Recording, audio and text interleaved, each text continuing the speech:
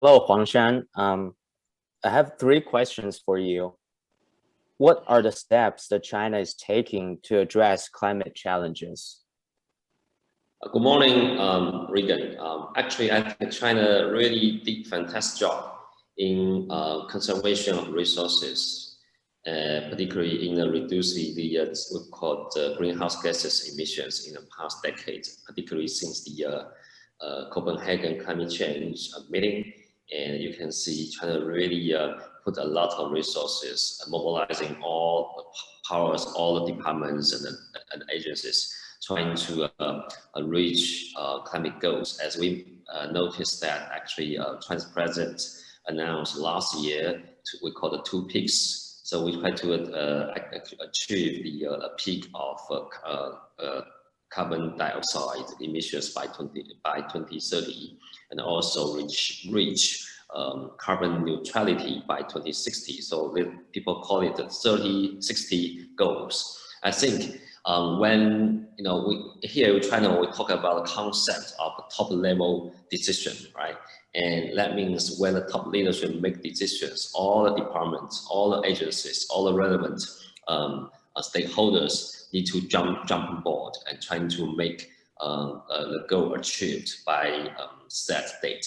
So having said that, I would really list 5 areas in which China really did a fantastic job in the past, particularly past decades. The first one, China actually is #1 in the world, in taking the lead, taking the world in the areas of the we call solar power capacity and wind power capacity, and also hydroelectric capacity. So China really was #1 in terms of renewable energy consumption. This is #1. And also China trying to decommission its coal-fired plants. I think this is the #1 target, and also the main focus of the international community when it comes to China's climate change commitment. So we know if you look at China's energy mix, I think 2 decades ago, the coal consumption really represent around maybe 80% of Chinese primary energy consumption. But now the proportion now is 57%. That means China really make great strides in reducing the proportion of coal in Chinese energy mix. So I think this is definitely a fantastic job, and really kudos to China's leadership and all relevant agencies to really reduce the coal consumption in China's energy mix. So I think this is also the main focus of the international community. The third area is really about what we call climate financing. I think also people call it green financing, and I think people trying to leverage leverage financial resources to channel the funding and the money, cash to the we call the sustainable projects instead of we call the dirty, or you can see coal-fired plants. So I think this is also one of the focuses of the international negotiations when it comes to we call China's commitment to reduce its greenhouse gases emissions. So, for example, we know actually modern finance, really play a significant role in today's world. So you can incentivize, financial institutions, particularly the banks, to channel their money to more sustainable projects instead of, dirty, we call the coal-fired plants or steel mills, or you can cement mills. So I think having channeled money and resources into those we call sustainable projects really can make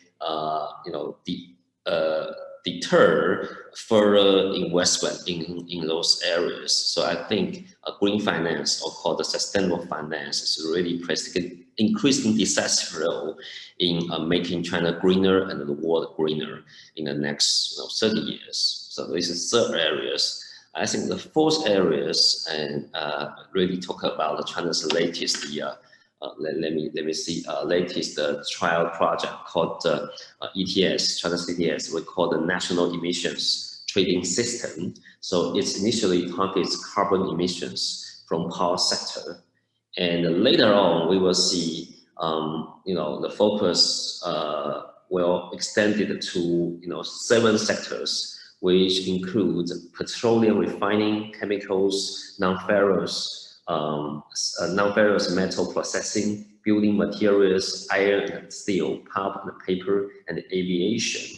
Although no official timeline has been set as to when each of these additional sectors will join the national carbon trading system, but hopefully we can see, for example, iron, steel, and cement are frequently mentioned as the likeliest candidate for inclusion sooner.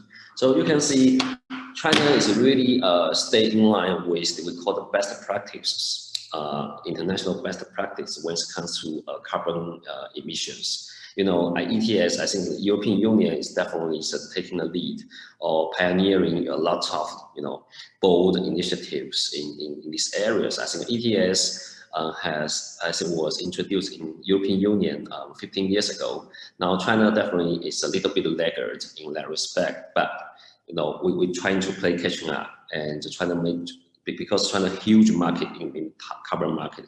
So that means if China jump on board, that really means a lot.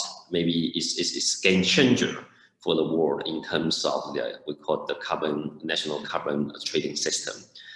Last but not least is really talking about the Chinese, we call so actually I would describe China's carbon emissions initiative or carbon emission program as dual-pronged approach. So number one is definitely about the reduction, right, or called the conservation of resources. So the other is really about productive investment. Let me give you one example. China definitely is number one in terms of the producer, manufacturing, production and the manufacturing of a new NEV, we call the new energy vehicles, right?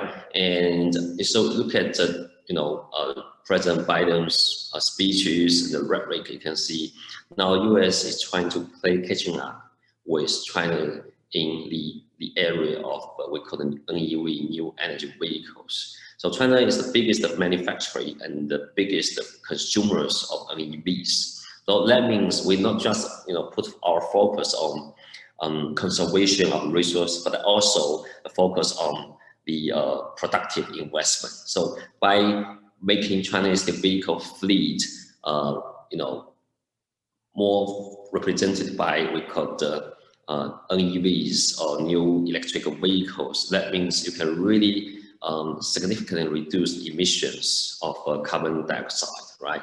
By the we call it by the traditional vehicles. So I mean, China really trying to take dual or multi-pronged approaches toward carbon emissions reduction. And yes, we can see, compared to the best practice, particularly in the European Union, China still lagging a little bit behind. But as I said, mentioned before, China really play catching up, and we will see. I think another limelight has been focused on the Glasgow, Scotland, we call COP26. And what we also know that the U.S. President's Special Envoy, Climate Special Envoy, John Kerry, has been in China twice, and hope, possibly he will make a third visit to China, to talking about, how U.S.-China can join hands to take a leading role in climate change. So I think that really gives us kind of the hope, or kind of the hope in we know U.S.-China relations now has at the lowest point, but we can really see these bright spots. I think climate change is definitely one of the bright spots when it comes to U.S.-China cooperation. And if we now go to 1 month, more than 1 month, right, leading up to Glasgow.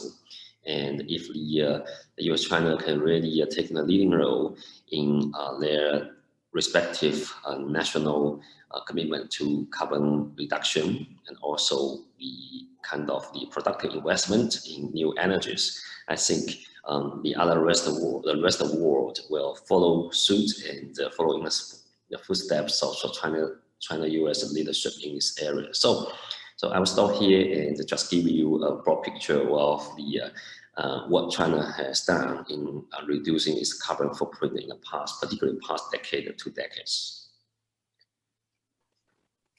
Thank you very much. So on what aspects of climate change can China and the US work together? Well, number one, definitely it's about, if you remember, I think 2 weeks ago when John Kerry visited China holding dialogue with his counterpart, Xie Zhenhua, I think the people really focus on the, we call it joint communique. I think the first area is about China, the US asked China to a commitment to discontinue its financing to coal-fired projects outside of China.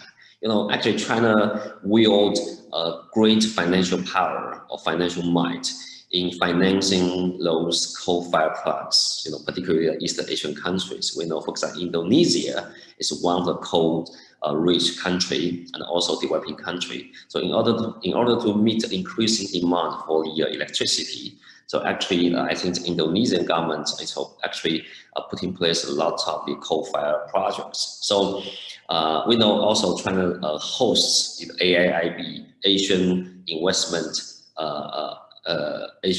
Bank, right? One of China's biggest policy bank and multilateral banks. But the US asked China to discontinue those financing to coal-fired projects overseas. I think China, and also if you look at the commitment and look at the speeches by the leaders in the AIIB and the Chinese leaders, so you can see China. I think hopefully China will continue to discontinue this funding to coal-fired projects overseas. I think this represents a big step in a right direction, because even if US-China really decommission their respective coal-fired projects domestically, but if you continue to channel the funding and resources to overseas coal-fired projects, that means your domestic efforts will be greatly offset by your overseas increasing carbon footprint, right?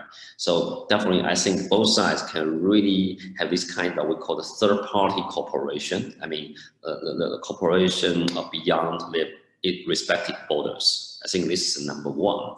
So the second area US-China can join hands, I think it's about sharing kind of green technologies. We know the CCS, carbon capture and carbon storage and the captures, right? So this kind of technology, we know actually if you put it in the context of a US-China tech rivalry, or we call it tech war. So we know the Huawei is definitely is cut off from the US supply chains in terms of the semiconductor chips. But it's big but. So if China and the US can really share some green technologies, for example, the NEV, China definitely is the leading, a leading country in terms of NEV technologies. And also China, as I mentioned, that China is the biggest manufacturer and a consumer of solar power capacity and the wind power capacity. So that means China can really share the solar panels, the wind turbines, with the US, and also export those hardware and software to the third parties. I think definitely, if you look at some niche, I think this niche area, I mean, the green technologies, I think US-China can, number one, is can exchange, those state-of-the-art technology, the green technology. The third, we can really export those technologies and manufacturing skills and to third parties. I think this is the second area US-China can really join hands. The third, I think, is really talking about we call the green financing. I think one of the bottlenecks when it comes to global climate change negotiation is about who will take the main responsibility for the carbon emissions in the past century, and also who will share the main responsibility for green financing. We know actually, if you look at the developing countries, you're talking about climate mitigation, you're talking about climate adaptation, politically when it comes to what we call the low-lying or Pacific Island countries. Those countries are, vulnerable to extreme weather events and also the rising sea levels. So, but those countries definitely is fall short of cashes and the resources to finance, also support their climate adaptation and mitigation efforts. So that means that developed countries, the rich countries must, contribute more to green financing.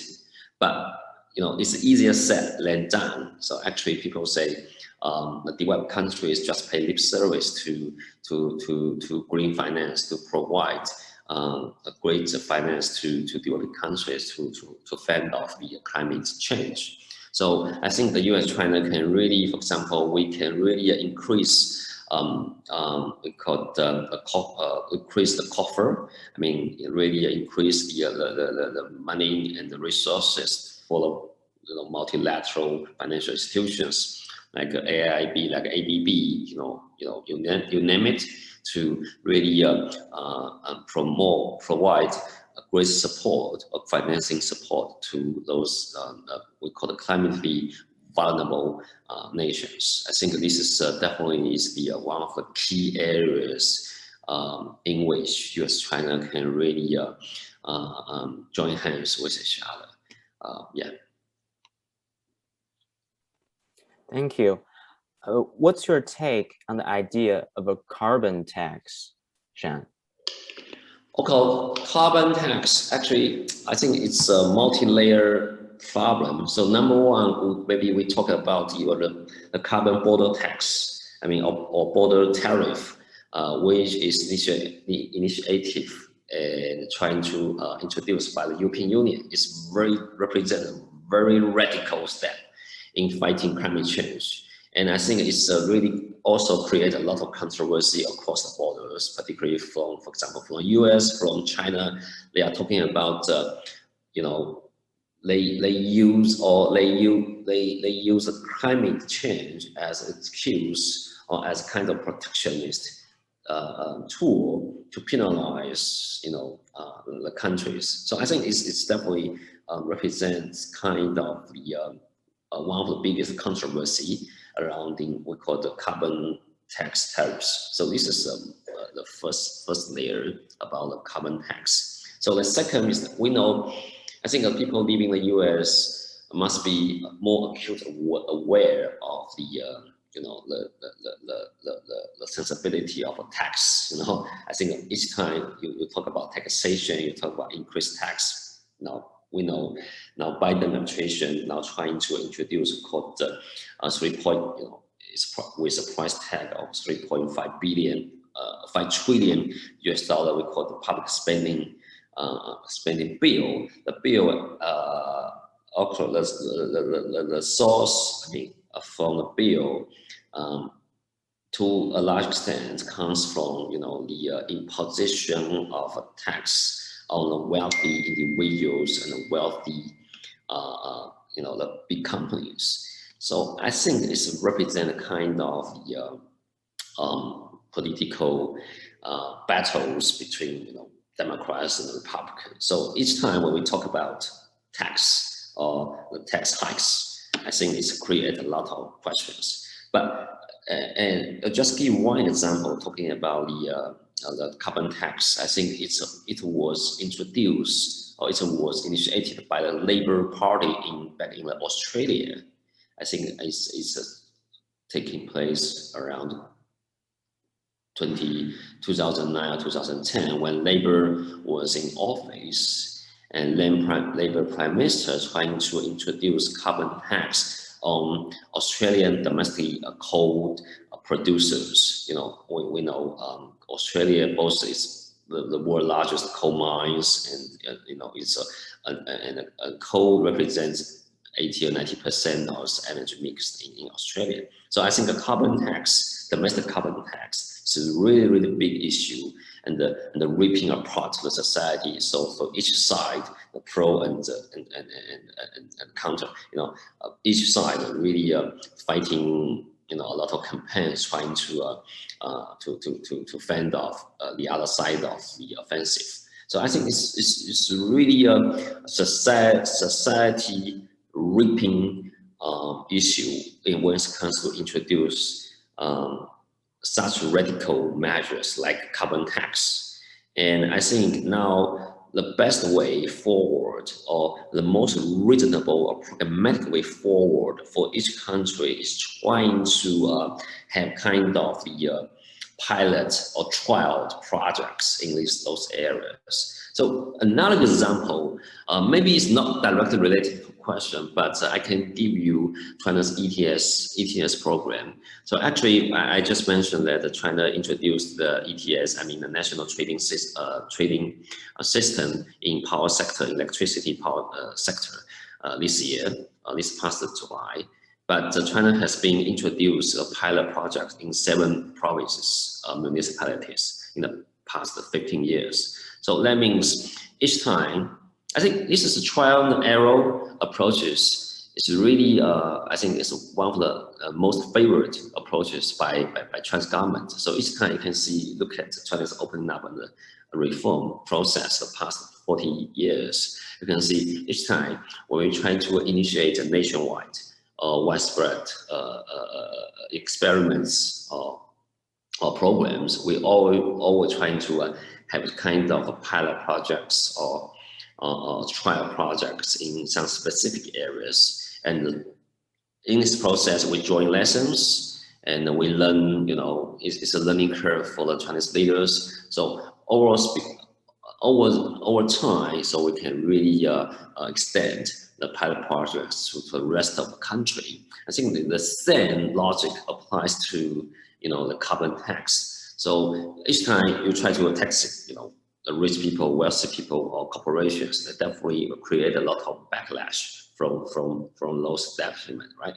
And I think carbon tax is no exception in drawing ire from those establishment. So we must be very cautious. I think quite often time you can see that the tax will be the last resort before you really exhaust all the resources, all the tools you can use.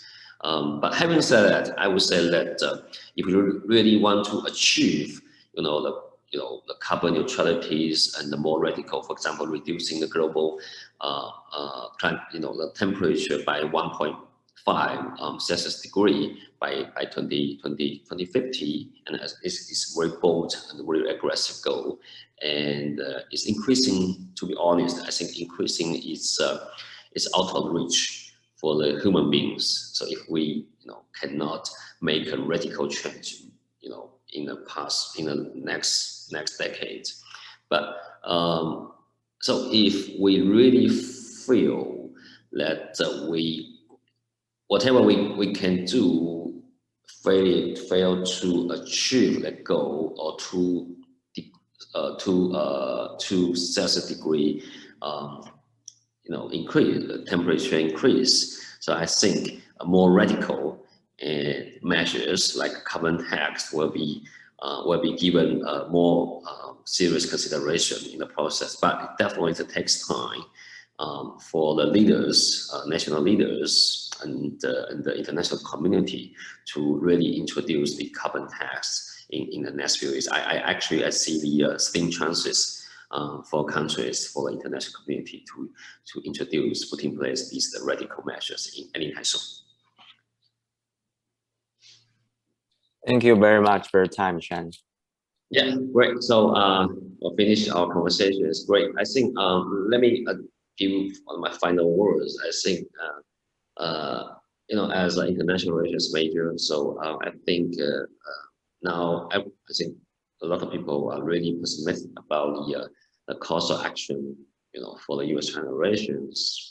Particularly, you can see rising tensions surrounding the geopolitical, geo-economic issues. But one of the remaining areas, as you mentioned in your opening remarks, that the climate change, I think, is one of the few bright spots of areas in which the U.S.-China can really cooperate or collaborate with each other. So I cannot say, the political noise will not stand in the way of a cooperation in climate change. Definitely, because as Chinese foreign minister said, climate change is like the oasis. But if you really allow the desert, the oasis, is surrounded by desert. If you continue to allow the desert to overwhelm, to extend into the oasis, that means the oasis cannot be a standalone, without the other help. That means that climate change is one standalone area in which U.S.-China can collaborate.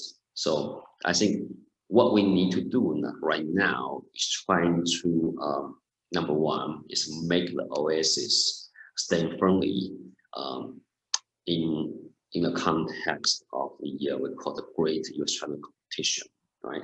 And the second is really, I think, need political leadership on both sides to show their determination, show their resolve to make this area, withstand all the political noises. So you must stand firmly in defending the importance of climate change, because it's not really about those countries, both people, right? It's really about our human beings. It's really about 7 billion, the city, 7 billion humans living in the earth. So no one can really immune from the radical change by the climate, by worsening, warming temperature. For example, we talk about extreme weather events. So we can see the Hurricane